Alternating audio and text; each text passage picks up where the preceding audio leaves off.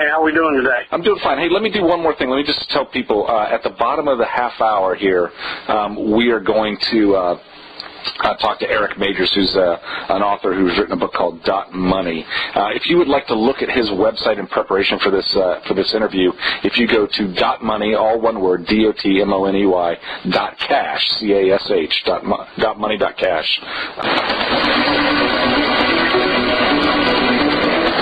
Now, back to your turn on 1330 WEBY, Northwest Florida's talk radio. The phone lines are open, so call in and join the conversation at 623-1330. And welcome back to the program. The show's your turn. My name is Al Stout, and I would love to hear from you. 850-623-1330 is the phone number. We're going to introduce you to someone today, a guy named Eric Majors. Eric, welcome to the program, sir. Hi. Nice to be here. Good. Eric has written a book called .Money, and if you would like to check out his website, if you will go to .money, DOTMONEY, all one word, .cash, CASH. He has put some information up there. If you'd like to get more as we go through this program from him, you can find it there. Let me just start off by reading something that you put in the introduction to your book, and then we'll get into exactly how all this came about, Eric, and perhaps get some more information out there. You envision a system that replaces what we currently have in the financial world, the way most countries are organized in their financial dealings, with a system that will do the following. No poverty. People are free to engage in the pursuit of happiness. People don't have to do a job that they don't like in order to make ends meet. You said that some people may consider that like a Star Trek fantasy or kind of a utopian idea. But you're concerned, I think, mostly with the way that our current system runs and the infeasibility of the fiat money supply the way it's organized right now. So tell me how you came up with this idea of .money, or your organization came up with the idea of .money, and how that all came to be. Okay, well, great. Let me just say first, I'm really pleased to be on your show. I live here in Pensacola, and so the listeners and everybody that is paying attention now is getting an insight into something that is going to be coming up in the media. We're going to be putting out some press releases probably in the next 3 weeks. So you're getting an inside view as to something that I imagine is going to spark a lot of attention in the country. But when it comes to .money, originally I wrote the book on the basis of an idea that came to me when I was living in South Africa in 2007. And I was working on a banking project there that involved point-of-sale systems in various countries. And it just occurred to me that at that time that there must be a simpler way to transmit currency back and forth, and even in these war-torn places where people really are having a hard time because they don't have access to the basic things that we take for granted, even when it comes to just doing basic sales. Mm-hmm. So ultimately, I sat down and this idea evolved in my mind, and I started to write the book .money, really just as out of concern for, as you said, our global economic system, but really putting a lot of thought into it. And as I was writing the book covers the history of money, what we've used in the past in terms of gold. It talks about Native Americans and different cultures and how they existed with and without money. And so the first, third of the book really talks about the history of money. And in the middle of the book, I start to talk about where we're at right now. And where we're at right now is in a very interesting place because we have this connectivity around the world as a result of the Internet. And we're really poised at a point in history where ordinary people like ourselves, like you and me, we don't just have to watch the news anymore and watch the government systems work or not work. We have the opportunity to make changes ourselves. We can actually do things to help the governments. In other words, we're no longer at the mercy of just the policymakers as to how our lives can unfold. And so right now, when it comes to money and economics and the global monetary system, I think everyone can feel a change coming on. There's a whole consciousness out there of people realizing that, hey, what we've been relying on up until now is no longer working. And just like any other science, the science of economic and money policy evolves time. And so now with the broadening of the consciousness of many people around the world, we've come to a point where it's plain to ordinary people that, hey, this debt-based money system is not working out. It's resulting in very high taxation. Our current monetary system that we are using around the globe has really only come about since the 40s. Right.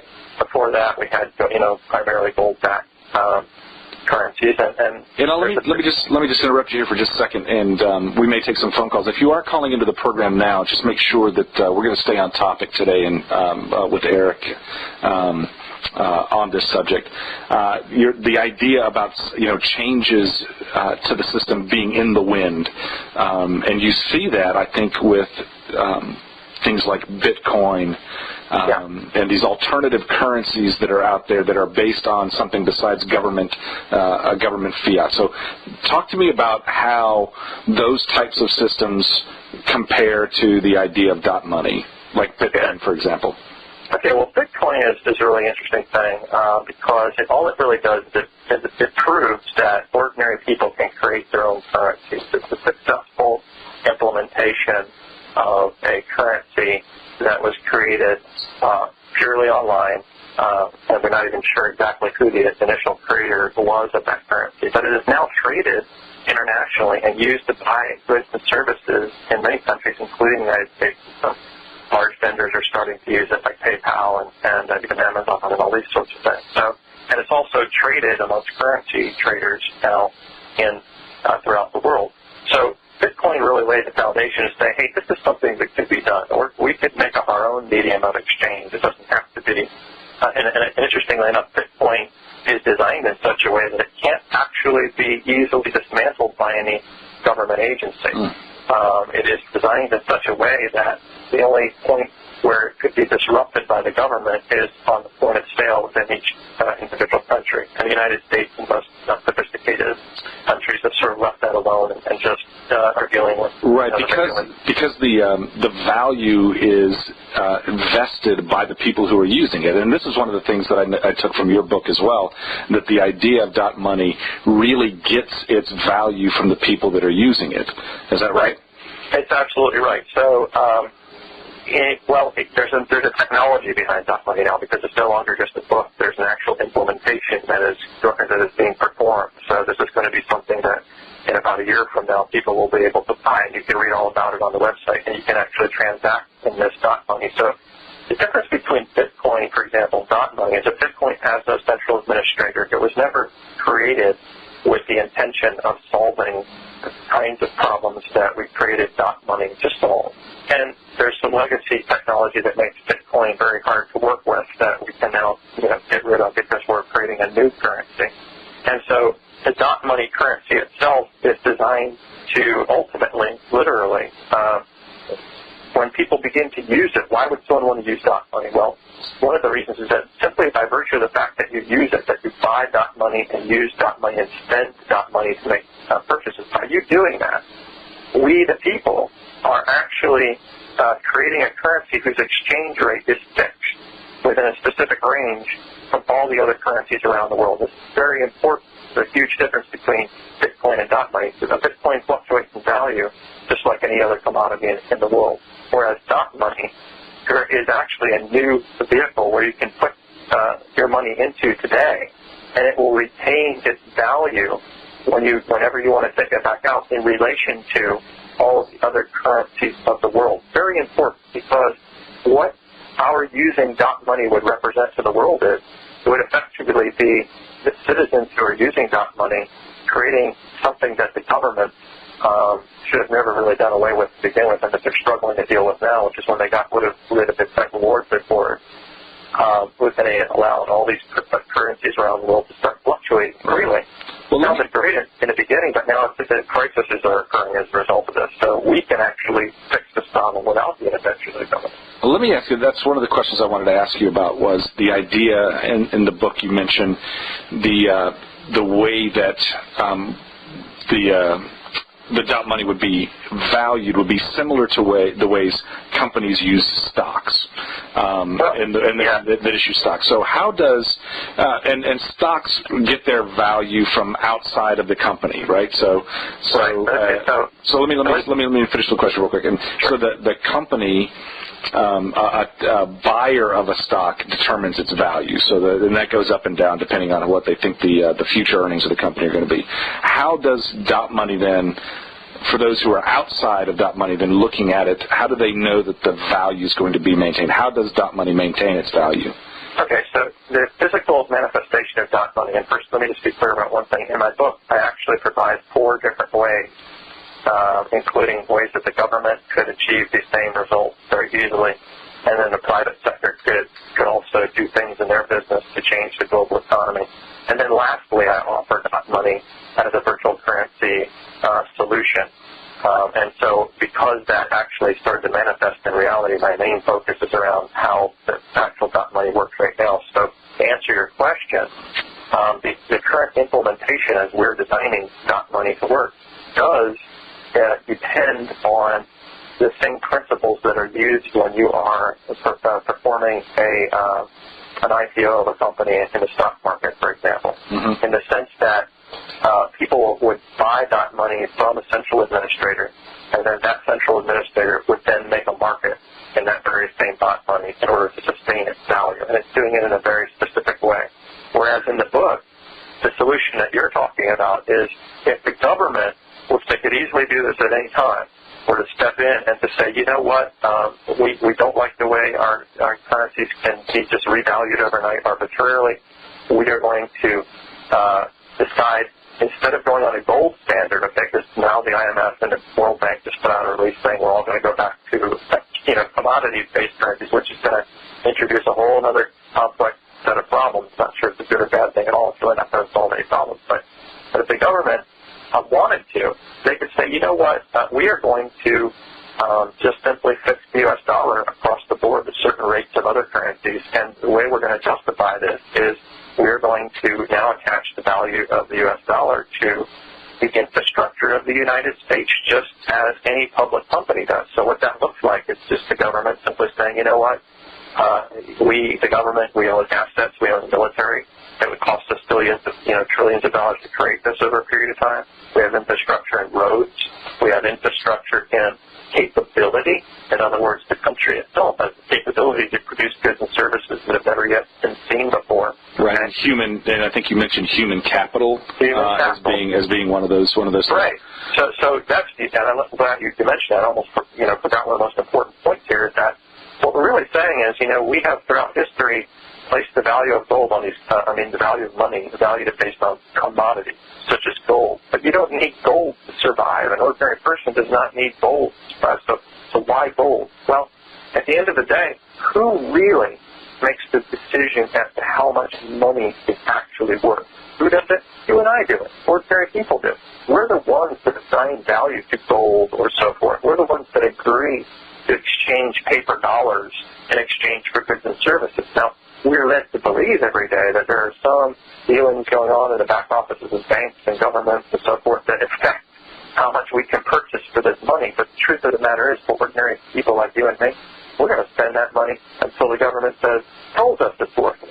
Until somebody says it's worth it. So we are the ones who create the value of the dollar. And so therefore, if we were to switch to this new system, what we're really saying is, you know what, we're just acknowledging that a human being, when they're born, you can actually assign them a numeric monetary value. And let's not get into the debate philosophically about whether this is good or bad, but let's just look at a human being and say that someone lives for 100 years. Well, even if that person doesn't go out and get a job and they don't pay taxes, okay, they're going to have to buy food. They're going to have to live somewhere. They're going to have to wash their clothes, hopefully do all kinds of other things. And so that person, even that couch potato, has an inherent economic value associated with him. And he is just as valuable as someone who goes out and works. He is as valuable to the economy as someone who goes out and works. And so because he is a consumer, because he buys things, he helps to stimulate, or she helps to stimulate the economy. Right. So therein is the value of money. Let me just stop you there. I got to take a break. I'll bring you back. How's that? Okay. Let me put you on hold. We're talking to Eric Majors. He has written a book called .Money. If you'd like to get more information about his book, about his plans, and about the proposal that he has for restructuring and changing the way in which we look at money in our world, you can go to .money, DotMoney, .cash, decimal cash, CASH. You're listening to Northwest Florida's Talk Radio. I'll take your phone calls if you'd like to talk to Eric or me about this subject. You listen to Northwest Florida's Talk Radio, and we will be right back. Coming up on April 1st, it's the big rock and roll sales event at Napa Auto Parts in Milton. The huge Napa Tools on Tour Semi will be on site from 10 till 4. This truck is loaded with more than $350,000 worth of tools and equipment, and it's all on sale as much as 40% off. There will be great prizes given away, plus free hot dogs, chips, and drinks. The big event is Wednesday, April 1st from 10 till 4 at Napa Auto Parts in Milton on Elvis Street behind the Regions Bank across from Texas Roadhouse. When you grill out, you want your food to be as delicious as it can be. That's why you should come to Tops Appliance and meet Kamado Joe. Who's Kamado Joe, you ask? Kamado Joe is the best outdoor grilling system in the world. Most grills let heat escape and cook your food mostly from the bottom. This robs excessive moisture from your meat. Kamado Joe grills keep the heat in the grill and the moisture in the meat. The result is moister meat and wood fire flavor. That's grilling on Kamado Joe. And Tops Appliance now has these Kamado Joe grills in stock. When you prepare your meat with award-winning Dizzy Pig artisan rubs and seasoning blends, you'll enhance the flavor as you've never had before. Dizzy Pig embraces the entire flavor spectrum with fresh herbs and spices that are ground just before bottling to preserve full flavors. You're going to be grilling outdoors, so grill on the best. Grill on Kamado Joe grills and cook with Dizzy Pig rubs. Now available at Tops Appliance, Highway 90 in Milton, just east of Stewart Street. This is the Retirement Planners, Pensacola's Best of the Bay 2013 and 14 for best financial planning firm. If you're in need of retirement planning or investment advice from a certified financial planner, we are here for you. Contact the Retirement Planners at 995-1999. Again, that's 995-1999. Join us Saturday mornings at our new time, 9 a.m. here on WEBY to listen to our show or to call in with questions. Securities offered through Silver Oak Securities, Inc., member FINRA, SIPC. Advisor services offered through the Retirement Planners, a registered investment advisor not affiliated with Silver Oak Securities, Inc. Hi, I'm Steve Hall with Eric Leeton Realty. My wife Debbie and I work as a team. We represent buyers and sellers in good markets and bad. Your home is likely your largest investment. If you've owned your home for long, you should get a check and not owe any taxes when you sell. Call us for details. For a free comparative market analysis, call Steve Hall, 850-380-2211. Prices are down so you can find great deals for motivated sellers, short sales, and foreclosures in today's market. Call us at 850-380-2211. That's 850-380-2211.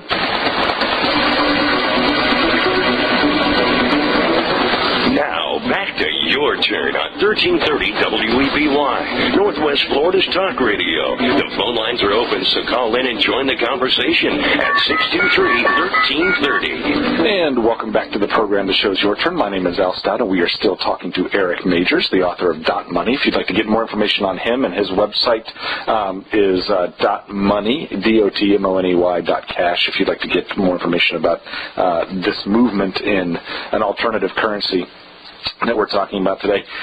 If somebody does want to, let's say, put their backing behind this effort, how do they go about doing that, Eric? Well, we have on our website the ability for people to go in and become a crowdfunder of the project. The project is a foregone conclusion. We already have volunteers from around the world that are working on the software and members of the team. And we're getting, a lot of offers from different financial groups that want to sort of participate. And we just have to be careful. We're actually working with governments around the world on this. We're not against the government. DotMoney will ultimately be able to provide a solution that is very valuable for them. It provides the means for the banking system to actually make money and help it. So if the ordinary people want to participate, we have this crowdfunding. They can sales of the books help to fund the project. You can buy books, and you can just register for free. You can show your support. Go to the website. There is an area where you can register for free. There's also DotMoney.TV DotMoney.TV, which is DotMoney.TV, and that, you scroll down on the page, it's in 8 different languages. You can pick your language, and you can watch the commercials and the YouTube videos about that. And then we have T-shirts, that people can buy. We have a shop, storefront, and so any sales that are made in there help to provide for the program. And obviously, if people help to crowdfund the project, then those people we're going to be looking for ways to reward them somehow in the future. And there's going to be probably a lot of different ways, although we're not going to get any details about that. Just some ideas now. Okay. But those are the ways that people can participate and just spread the word. That this is just let people know this is going to happen. Our press release is going to come out to introduce us to the world in about 2 to 3 weeks, and we've got people all over the world working on this, and we're just looking forward to the excitement of letting people know, hey, there really is a solution. There really is something that we can do. And what's also in it for you, and I'll just tell you this right now, is that ultimately the system that we're designing in the 5-year time frame, we're going to be developing it so that it can pay the taxes on all the transactions that are conducted in DotMoney.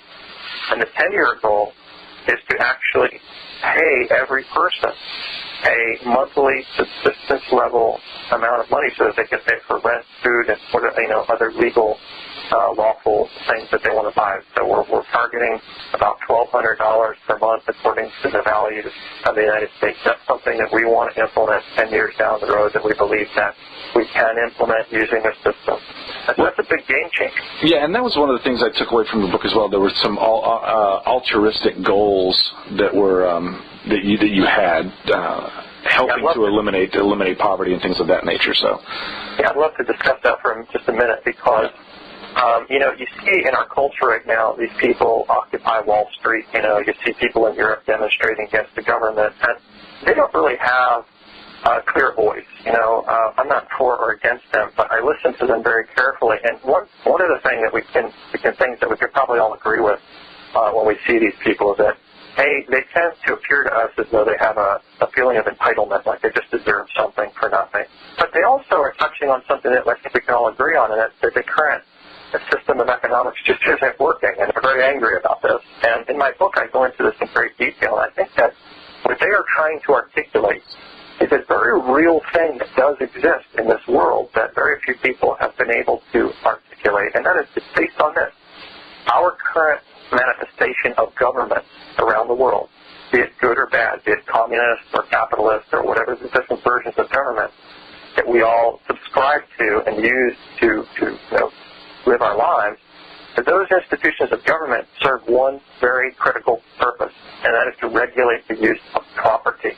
And this is a very important concept because if you imagine the United States when we came in and met the Native Americans, they thought this was a completely foreign concept. How could you regulate the use of property? They felt that God had given us the land to survive on, and it belongs to all of us. How could you say that you own this plot of land or this, I write about this in the book, and they have some incredible quotes that they put in there. And so our Western idea of you own this and I own the shirt on my back, well, it works. It keeps us from fighting each other. It has utility and usefulness, but we have failed since we've implemented this system of property ownership and property protection. We've failed to do one very critical thing. We have actually come to believe that we own these things in reality. We all know we can't take them with us when we die, so they weren't ours before we got here. So really just the fact that we have a government system that allows us to live in this facade of you own this and I own that, it's good. Okay, there's utility in it. But the problem is that if you're not born into wealth or you're not born into property ownership, or let's say you are wealthy and you have property, but then you lose all of your assets, well, now you are automatically at a disadvantage to everyone else in this system, whereas if you lived in a Native American culture, you could just go off on your own and live off the side of the land and make your own way, and you could survive. And I gotta end the conversation. If you would like to get more information on this, I urge you to pick up Eric's book. If you go to DotMoney.cash, you can order it from there. Hey, Eric, thank you very much for coming on the program. You bet. All right.